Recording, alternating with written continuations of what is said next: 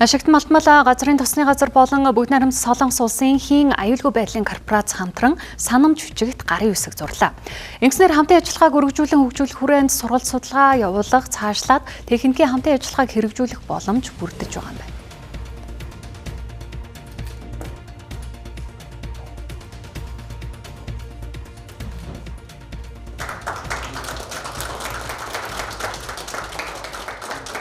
Улаанбаатар хот болон Төв Сүрэн газарт байгаа агаарын бохирдлыг энэ талаар агаарын бохирдлыг бууруулах чиглэлээр бас манай агентлаг анхаарал ажиллаж байгаа.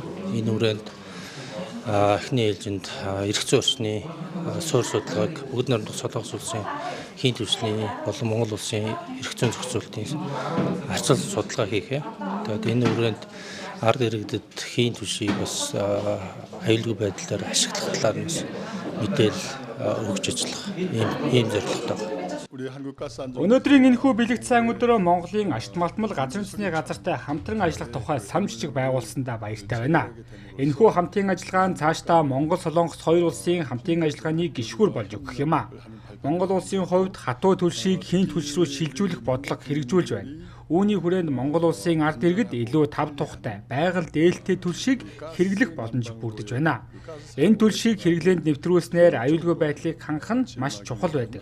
Аюулгүй байдлыг хангахтай холбоотойгоор авах арга хэмжээний эхлэл нь өнөөдрийн санамж бичиг байгуулах байлаа.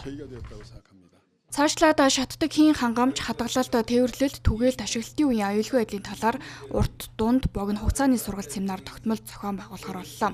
Тодорхойлбол холбогдох мэргэжилтнүүдийг дадлагжуулж, туршлах судлан, хоёр улсын хууль эрх зүйн зохицуулалтын харьцуулсан судалгааг хийнэ. За ингэснээр тухайн салбарын мэргэжилтнүүд наривчлсан мэдлэг мэдээлэлтэй болох давуу талтай юм а.